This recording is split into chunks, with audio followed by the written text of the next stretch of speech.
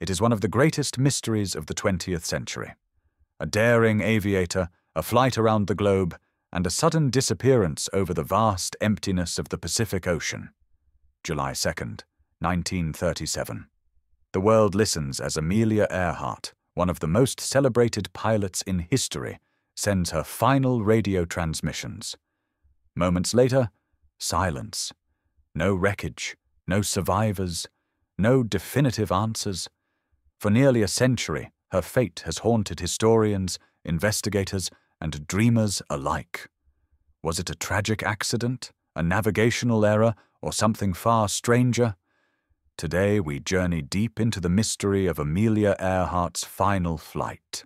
We'll uncover the story of her rise to fame, the ambitious around-the-world attempt, the final radio calls, and the many theories that continue to swirl around her, vanishing. This is the story of Amelia Earhart, the flight that vanished. Before we can understand the mystery, we need to understand the woman at the heart of it. Amelia Mary Earhart was born on July 24, 1897, in Atchison, Kansas. From an early age, she defied expectations. While many young girls of her era were steered toward traditional roles, Amelia climbed trees, fired rifles, and collected insects. She once kept a scrapbook filled with newspaper clippings about women who had achieved success in male-dominated fields, an early sign that she was destined for a different kind of life.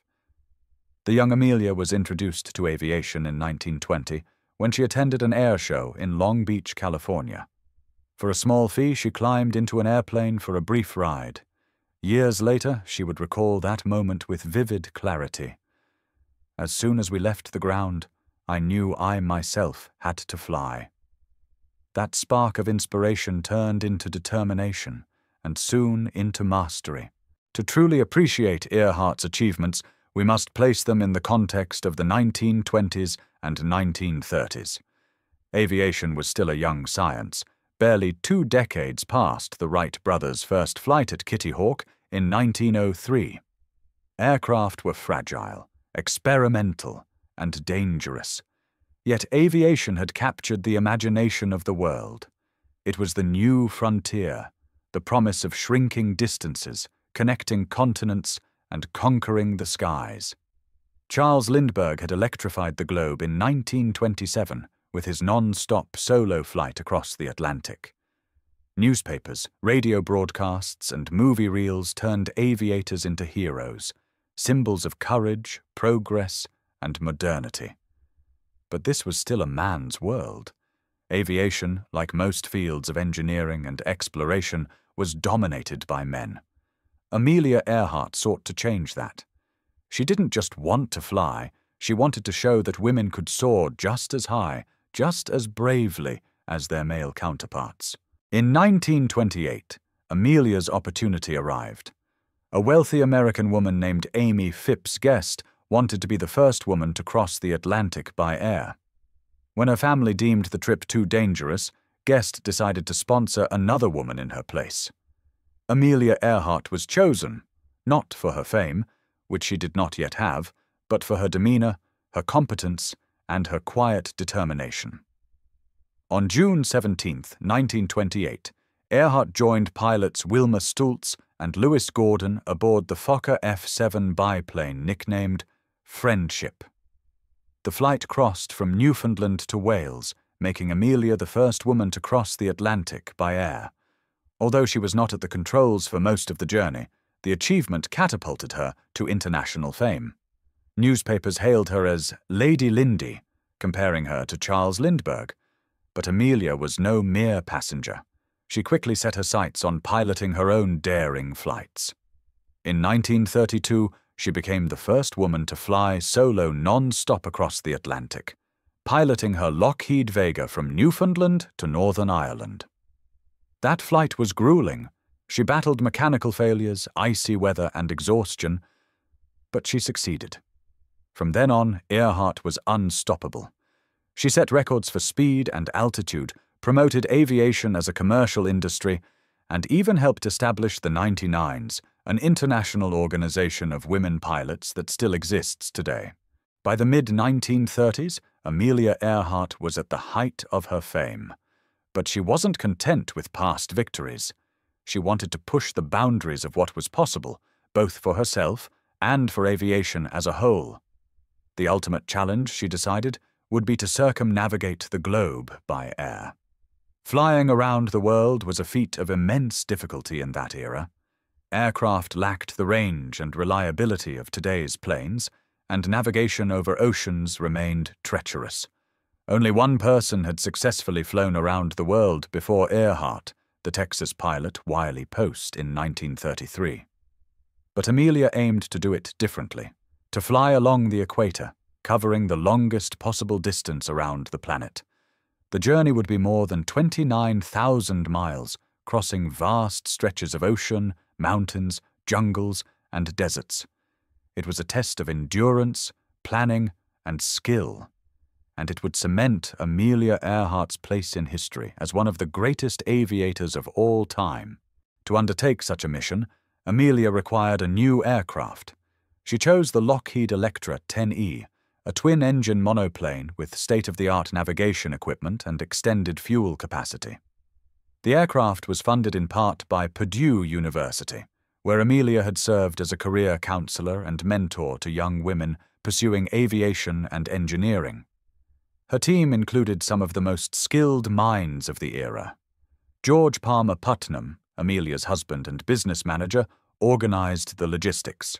Fred Noonan, a master navigator who had charted many of Pan American Airways' Pacific routes, joined as her navigator. Paul Mantz, a Hollywood stunt pilot and aviation consultant, advised on the technical aspects of the journey. Amelia planned the flight meticulously, mapping out each leg, arranging for fuel caches, and coordinating with governments and airports around the world. The world's press followed every development, eager for updates. Earhart herself framed the mission not only as a personal challenge, but as a symbolic one, proof that aviation could connect the world in peace and progress. But even as excitement grew, so too did the risks. Flying across continents was one thing, crossing the remote expanses of the Pacific was another.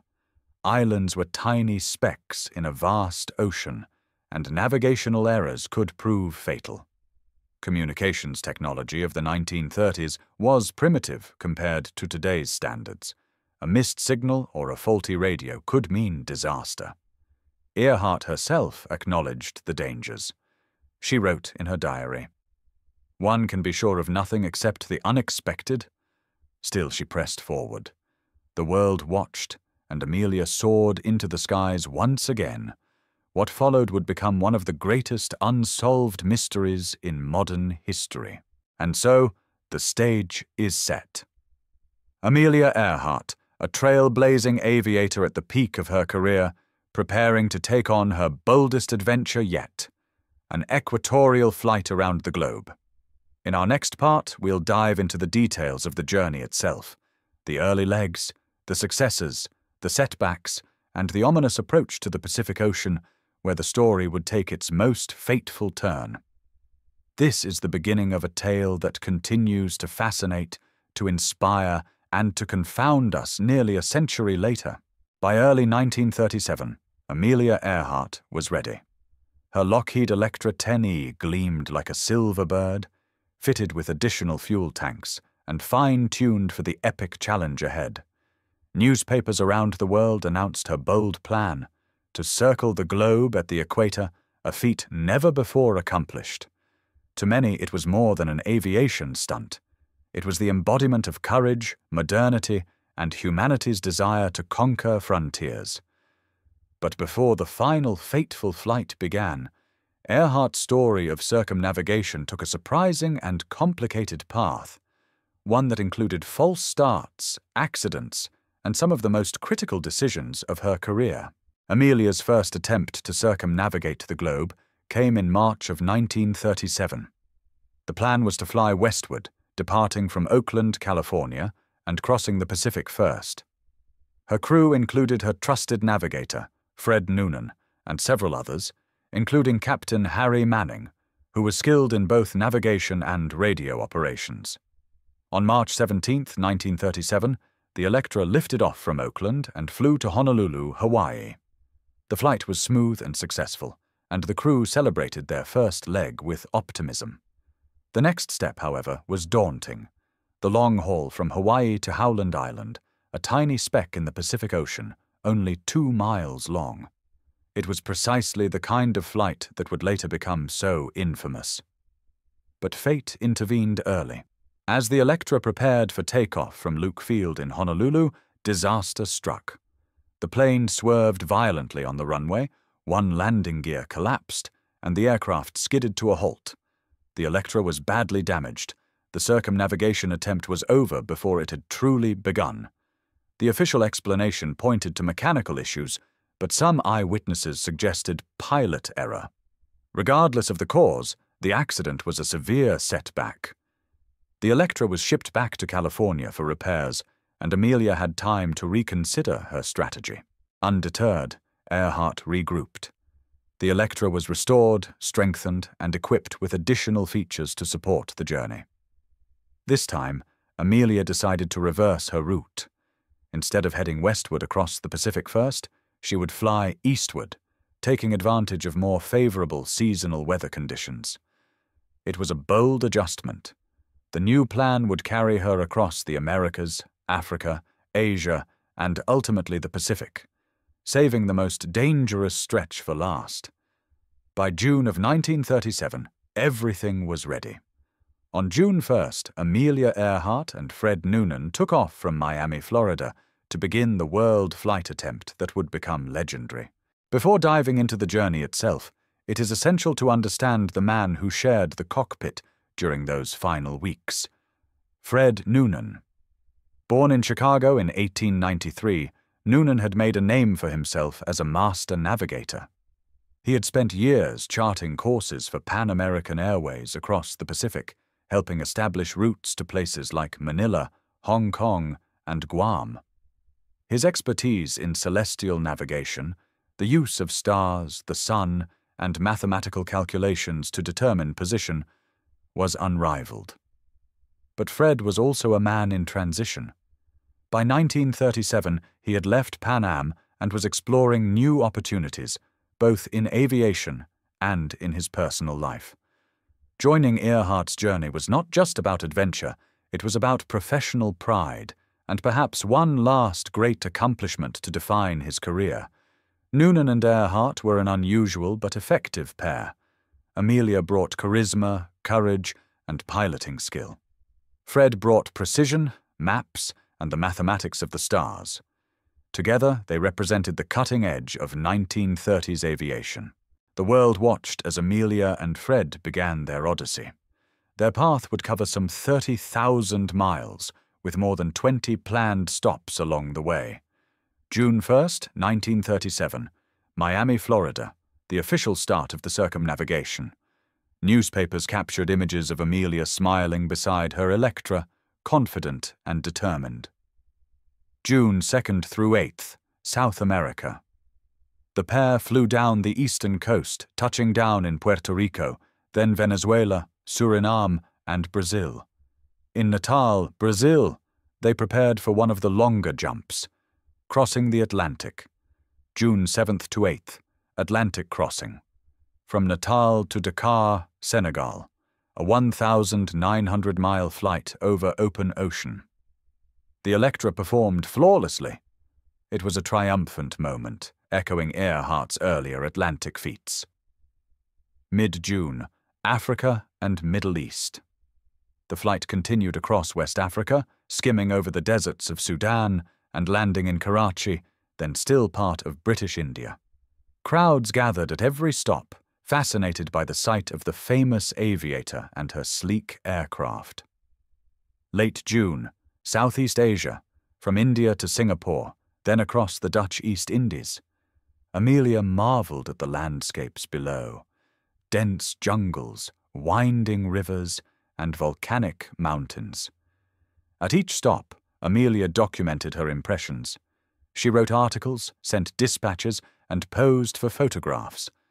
She was not only flying, but storytelling, sharing the wonder of a shrinking world with her audience back home. By late June, Amelia and Fred reached Lae, a coastal city in Papua New Guinea. At this point, they had completed roughly 22,000 miles of the journey. The Electra had carried them over continents and oceans, through storms and blazing sun. The world flight was nearly complete. Only one leg remained, the most dangerous of them all, Lae to Howland Island.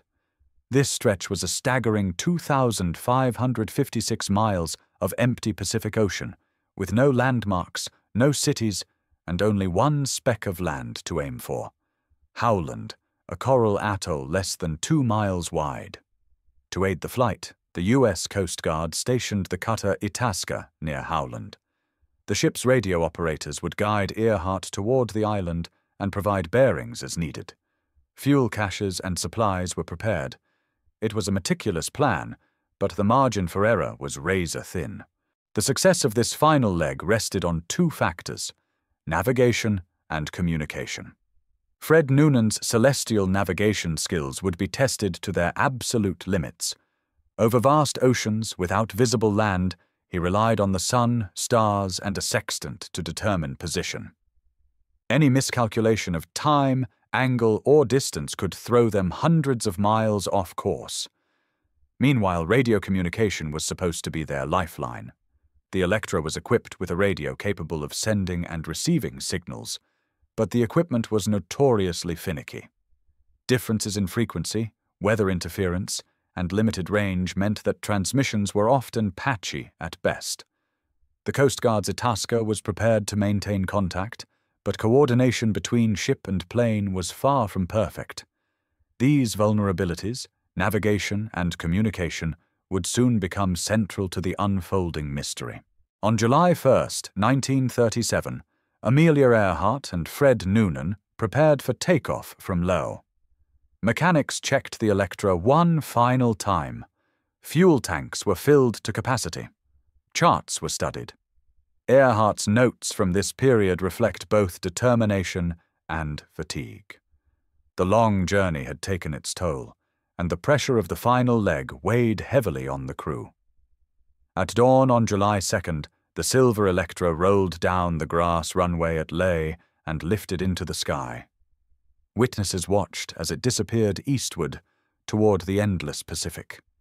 It would be the last time anyone on land saw Amelia Earhart or Fred Noonan. The journey that began with so much hope was now entering its most perilous chapter. Ahead lay thousands of miles of empty water, a tiny island target, and the fragile thread of radio signals to guide them. In our next part, we will relive the final hours of Amelia Earhart's flight, the radio transmissions, the desperate search, and the sudden, haunting silence that left the world in shock. The stage is set for one of history's greatest mysteries, July 2nd, 1937. Dawn broke over Lae, New Guinea. The Lockheed Electra sat on the grass runway, heavy with fuel, its twin Pratt and Whitney engines idling like restless beasts. Amelia Earhart and Fred Noonan climbed aboard, strapped themselves in, and prepared for the longest, most dangerous leg of their journey. 2,556 miles across the Pacific to a speck of land barely visible on a map, Howland Island. What happened in the next 24 hours remains one of the greatest mysteries in aviation history. At 10 a.m. local time, the Electra roared down the runway and lifted into the air. Witnesses on the ground noted the plane seemed heavily laden but stable. Earhart pointed the nose eastward, climbing into the clear morning sky. They carried enough fuel for about 20 hours of flying, a razor-thin margin given the distance and the unpredictable winds over the Pacific. Every gallon mattered. Every calculation had to be exact. Their route would carry them past the Solomon Islands, across endless waves, and finally to the isolated Howland Atoll, where the U.S. Coast Guard cutter Itasca was waiting to guide them in. At first, all seemed well. Roughly 6 hours into the flight, Earhart's radio transmissions reached Lae. She reported favorable weather, but noted strong headwinds. This was a worrying sign.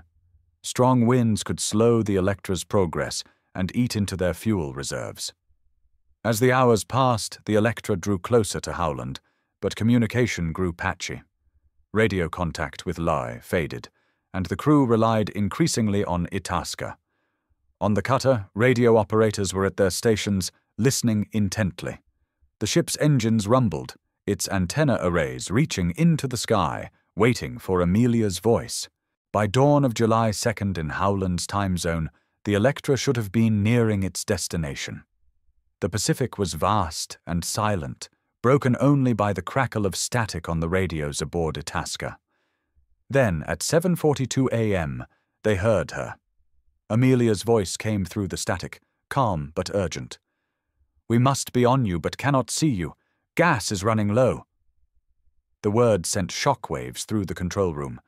If she was overhead, why couldn't the ship's crew see or hear her plane? Minutes later, another transmission. "We are circling but cannot hear you." The frustration was palpable. Amelia could transmit, but seemed unable to receive messages. Itasca sent signal after signal, firing up its smokestacks to create a visible plume, hoping to guide her in. But the Electra never appeared. At 8:43 a.m. came the final confirmed transmission. "We are on the line 157-337. We will repeat this message. We are running north and south."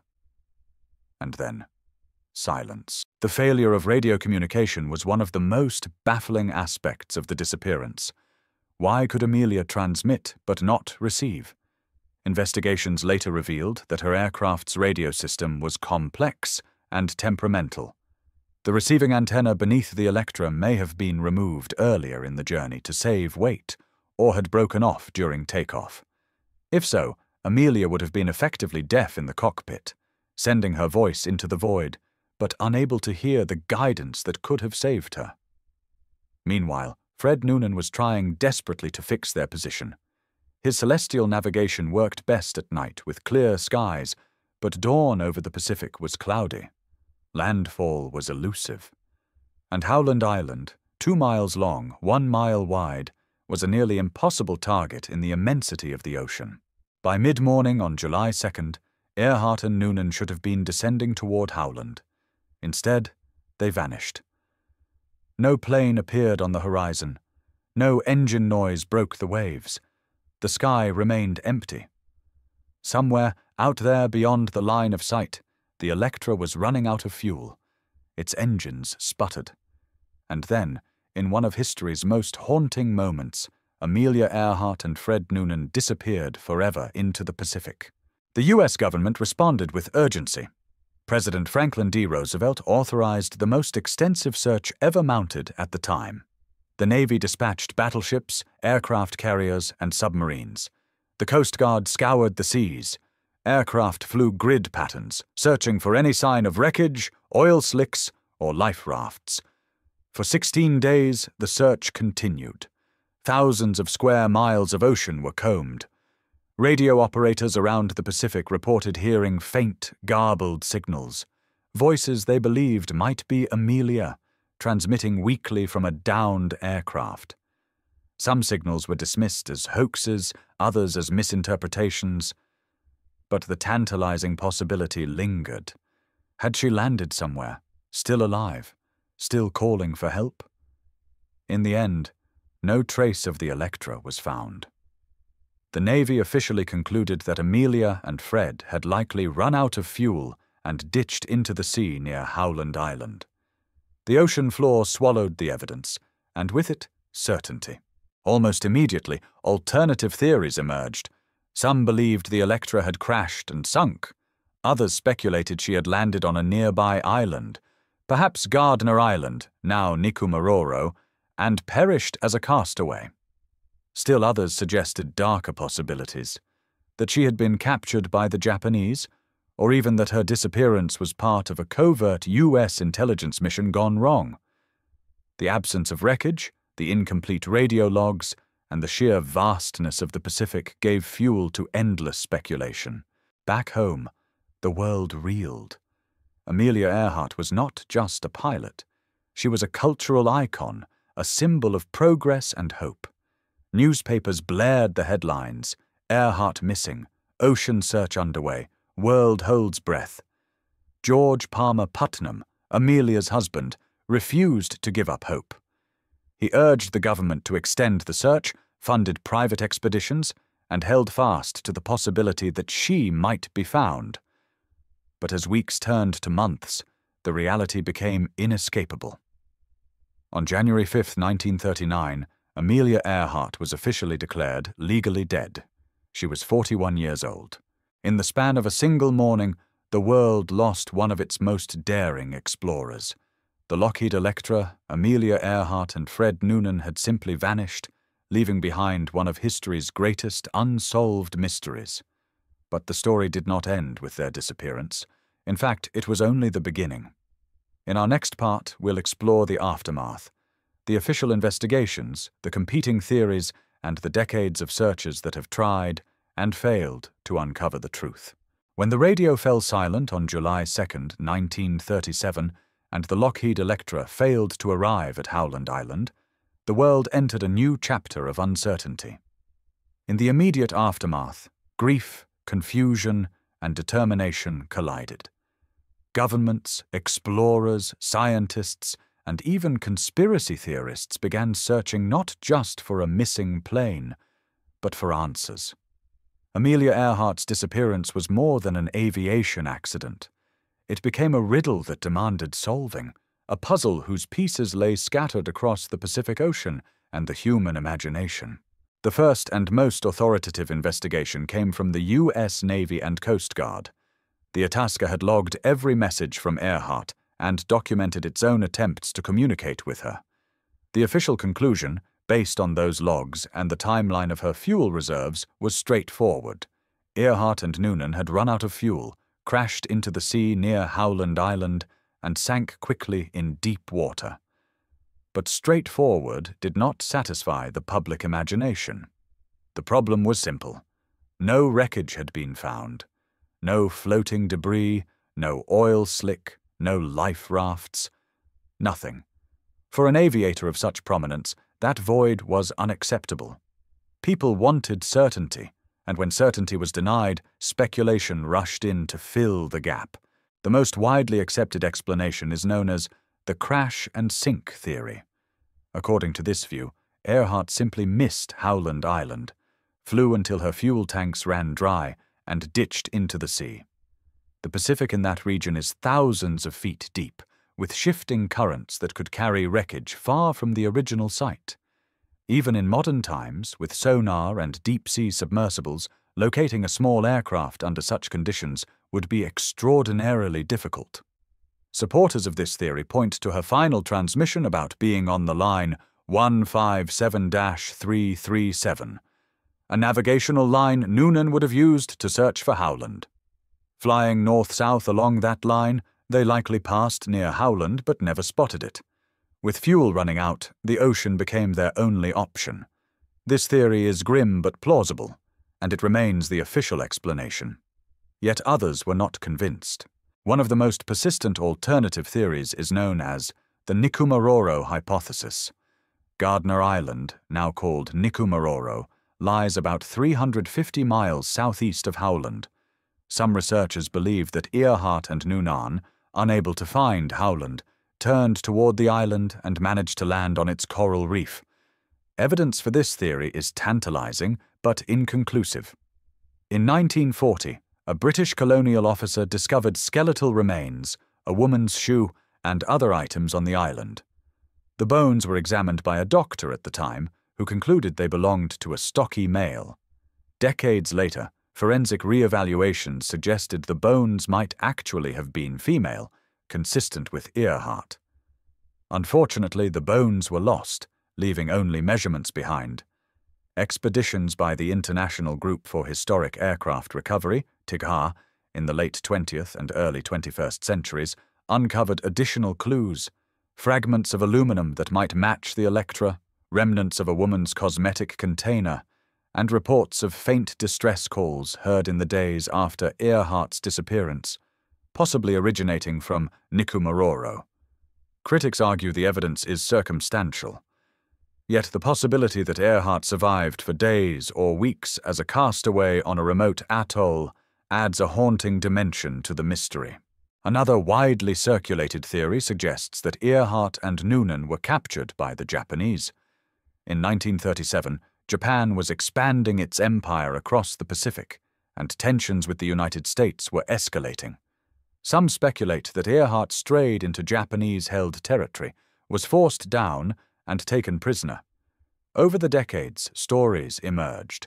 Islanders claiming to have seen a foreign woman and man under Japanese custody, rumors of graves, and alleged documents pointing to Earhart's capture. In 1944, a U.S. Marine veteran reported that locals on Saipan spoke of a tall white woman and a man held there during the war. More recently, a controversial photograph surfaced, purportedly showing Earhart and Noonan alive on the Marshall Islands after their disappearance. The image, however, was quickly debunked. The photograph had been published years earlier, in a different context. Despite the lack of hard evidence, the Japanese capture theory remains a popular subject in books and documentaries, fueled by the climate of suspicion and secrecy that defined the prelude to World War II. A more sensational variant of the capture theory claims that Earhart was not merely flying for fame, but on a secret mission for the U.S. government. According to this version, she was tasked with photographing Japanese installations in the Pacific. The mission supposedly went wrong, leading to her capture. There is no concrete evidence to support this claim, and historians largely dismiss it as Cold War-era myth-making. Yet it underscores how Earhart's disappearance became a canvas onto which people projected their fears and imaginations. The decades since 1937 have not diminished the drive to solve the mystery. From the 1960s onward, private expeditions have launched to search the Pacific seafloor, Nikumaroro, and other islands. In 2009, ocean explorer Robert Ballard, famous for discovering the wreck of the Titanic, led a mission to Nikumaroro. His team used cutting-edge sonar and remotely operated vehicles to search the seafloor around the island. They found intriguing anomalies, but no definitive wreckage. Other searchers have combed the deep waters near Howland Island. In 2019, an expedition sponsored by deep-sea explorer Tony Romeo used autonomous underwater vehicles to scan the ocean floor. Again, nothing conclusive was found. Despite the lack of definitive proof, each search brings new data, new technologies, and renewed public interest. The mystery refuses to die.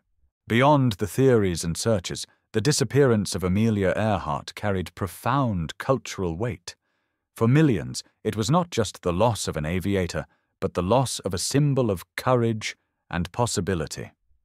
Her absence created a vacuum filled with stories, legends, and what-ifs. Every new theory reignites the debate. Every new expedition is covered by global media. Earhart's name, already iconic, became immortal, not for her records, but for her mystery. The aftermath of Amelia Earhart's disappearance was not the end of her story. It was the beginning of her legend. From official conclusions of crash and sink, to tantalizing evidence of castaway survival, to dramatic tales of espionage and capture, her fate remains one of the most debated puzzles of the 20th century. But beyond the theories, the impact of her disappearance reverberated through aviation, women's history, and the human imagination. In our next part, we'll explore that significance. Why Amelia Earhart mattered then, why she matters now, and how her story continues to inspire generations across the globe. The disappearance of Amelia Earhart was more than a tragedy and more than a mystery. It was a turning point, a cultural event that shaped the way the world thought about aviation, about women, and about the human hunger for exploration. To understand her significance, we need to step back, not just to look at the mystery of where she went, but at the legacy of what she meant. In the 1930s, aviation was still finding its wings. Commercial airlines were in their infancy, air traffic control was primitive, and navigation relied on compasses, stars, and radio signals that could fail at any moment. When Amelia Earhart vanished, it underscored both the promise and the peril of flight. Her disappearance spurred public and government interest in improving aviation safety. The U.S. Civil Aeronautics Authority, created in 1938, emphasized stricter regulations on flight planning, radio communications, and navigational aids. The Itasca's inability to establish consistent contact with Earhart highlighted the need for standardized frequencies and protocols between aircraft and ground or sea stations. This led to more reliable systems that would later become the backbone of international aviation safety. In a tragic way, Amelia's disappearance accelerated the modernization of aviation infrastructure. Her loss helped make the skies safer for those who followed. Beyond the technical side, Amelia Earhart embodied aviation's role as a symbol of progress.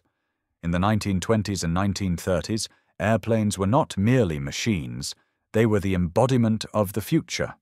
Just as astronauts would later symbolize the space age, aviators symbolized the machine age. Earhart was at the forefront of that symbolism. She was photographed beside her Lockheed Electra like a knight with her steed. She wore her leather jacket and goggles like armor. Every flight was not just about miles traveled, it was about humanity shrinking the world, bending distance to willpower. When she vanished, it was as if modernity itself had encountered its limits. The sky, once a place of triumph, became a place of danger and uncertainty. It was a humbling reminder that progress was fragile. Perhaps nowhere was Amelia Earhart's significance greater than in her role as a trailblazer for women. In the early 20th century, women were still fighting for recognition in many fields.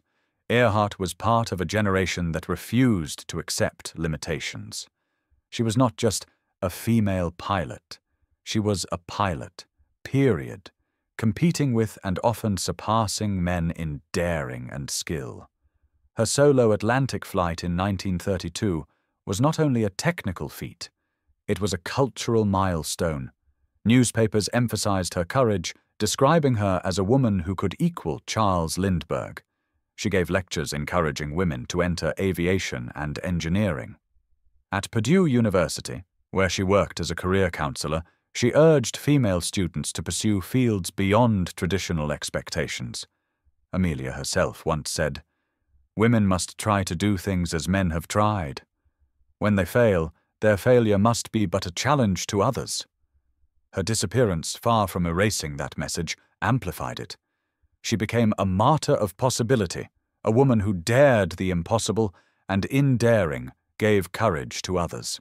Earhart's image was carefully cultivated, but it resonated authentically. She was not glamorous in the Hollywood sense. She was practical, tall, somewhat awkward, with close-cropped hair and a ready grin. She represented not beauty, but determination. Her husband, George Palmer Putnam, understood media better than most. He ensured Amelia was photographed, interviewed, and published. But Amelia's appeal went beyond publicity. She was relatable. She admitted her fears, her doubts, her mistakes, and then pressed forward anyway. That humanity made her a cultural symbol of courage. She did not appear superhuman. She appeared human. And still she dared. Amelia Earhart was not just an American hero, she was an international one. At every stop of her world flight, Dakar, Karachi, Singapore, crowds gathered. To them, she represented not only the United States, but the global spirit of exploration. Her disappearance created an international outpouring of sympathy. Newspapers in Europe, Asia, Africa, and South America reported the search. For a brief moment, the whole world was united in hope that Amelia would be found alive. That unity reflected her role as a symbol of global possibility. In an era when nations were inching toward war, Amelia embodied a different vision, one of connection, of shared humanity across borders. Human history has always been fascinated with those who disappear at the edges of exploration. From lost expeditions in the Arctic to vanished ships in the Bermuda Triangle, the unknown stirs the imagination more than the known. Amelia Earhart joined that mythic category. Like Sir John Franklin's Arctic expedition or Percy Fawcett's search for the lost city of Z, her disappearance transformed her into legend. The absence of closure made her story more powerful than survival could have. Had she returned, she would have been a celebrated aviator. By vanishing, she became timeless. Her story inspired countless others. Female aviators like Jacqueline Cochran and later Jerry Mock, who became the first woman to fly solo around the world in 1964, cited Amelia as a guiding light. The women's liberation movement of the 1960s and 1970s embraced her as an icon. Her image appeared on posters, books, and documentaries. Young girls who dreamed of flying or of breaking barriers in any field saw in Amelia not tragedy, but possibility.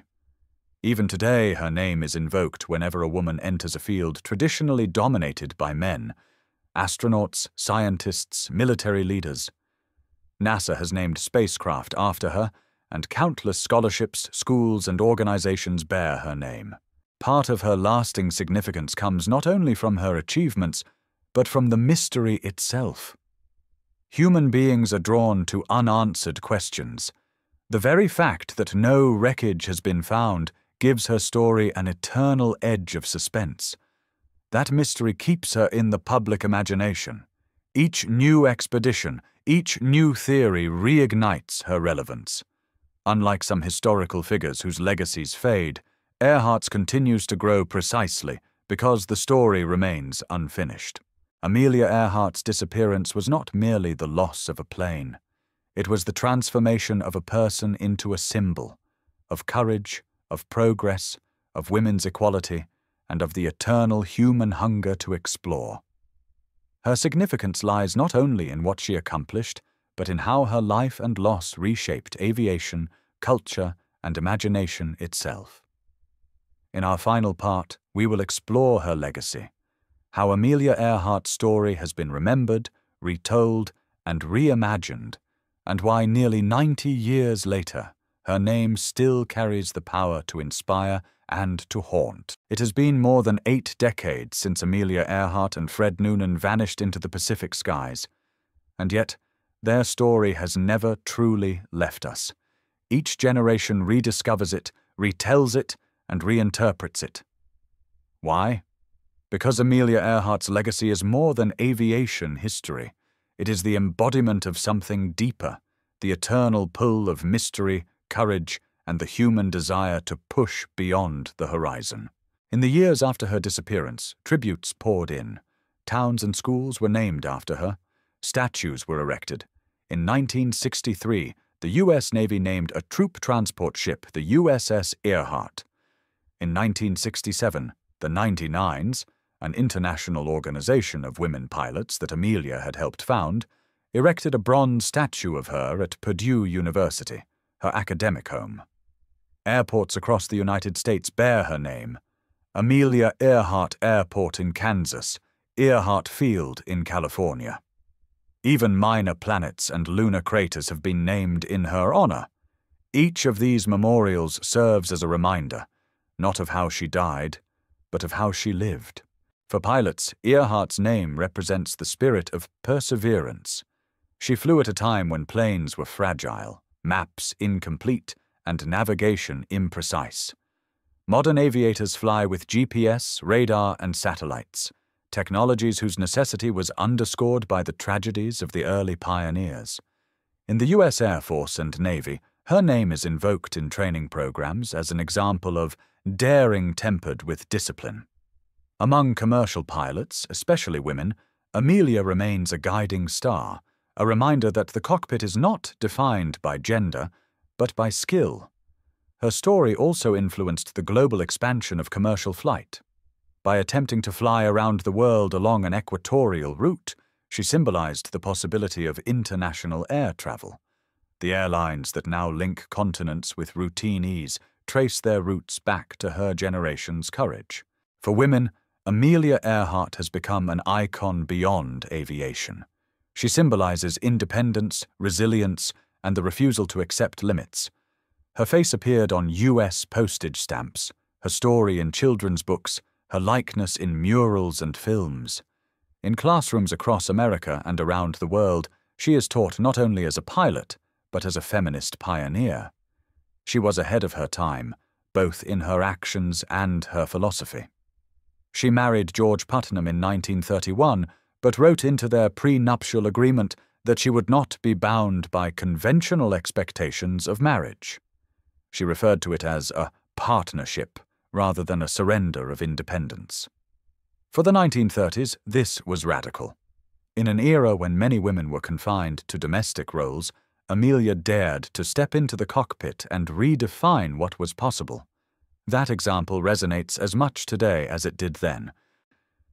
Earhart's disappearance has fueled films, novels, and documentaries.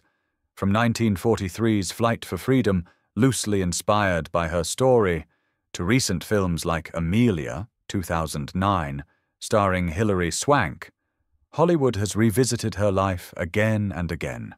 Television shows from Unsolved Mysteries to Expedition Unknown have investigated her disappearance.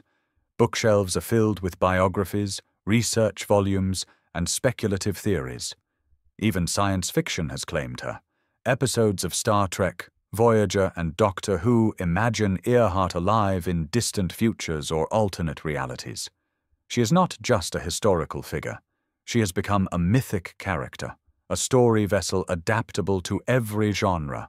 Part of what makes her legacy so enduring is the absence of closure. Most famous figures have biographies with clear endings. Amelia Earhart's ends with ellipses.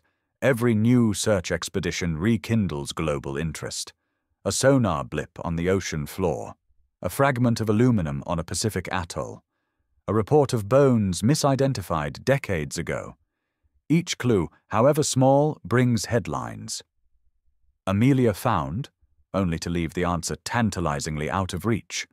This persistence speaks to something fundamental in us. We do not like unfinished stories. We crave resolution. And so long as Amelia's Electra remains hidden, her story remains alive. In a world where technology has mapped almost every corner of the earth, Amelia Earhart represents the last frontier of mystery. Her disappearance reminds us that even in an age of progress, the unknown still waits beyond the horizon. She matters because she showed what courage looks like. Not absence of fear, but action despite it. She matters because she defied societal expectations and carved her own path. And she matters because her loss left us with a question mark, a symbol that human exploration is never guaranteed, never without risk. Her life and disappearance together form a paradoxical gift, inspiration from her daring, humility from her fate. Exploration has always carried danger. The early sailors who circumnavigated the globe risked scurvy, storms, and mutiny. Polar explorers faced starvation and frostbite. Astronauts risk fire, vacuum, and the vast silence of space. Amelia Earhart belongs to this lineage. She reminds us that exploration is not about certainty of arrival, but about willingness to depart. Her disappearance underscores that progress is written not only in triumphs, but in sacrifices. As humanity reaches for Mars and beyond, her story is often invoked. Like the explorers before her, astronauts step into the unknown with no guarantees. Earhart's voice, calm in her last transmission, still searching for her goal, echoes as a reminder of both courage and fragility. Picture it one last time. The dawn sky over the Pacific, July 2nd, 1937.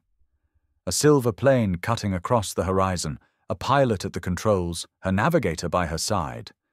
They are tired but focused. Ahead lies only ocean, and somewhere a speck of land that refuses to reveal itself. Her voice crackles through the radio. "We must be on you but cannot see you. Gas is running low." Then silence. That silence has lasted more than 80 years. Yet in that silence, lies a legacy louder than any transmission.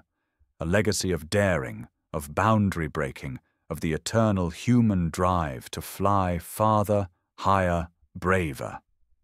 Amelia Earhart's flight did not end in the Pacific. It continues in the imaginations of millions who still look up at the sky and wonder. Amelia Earhart did not simply vanish.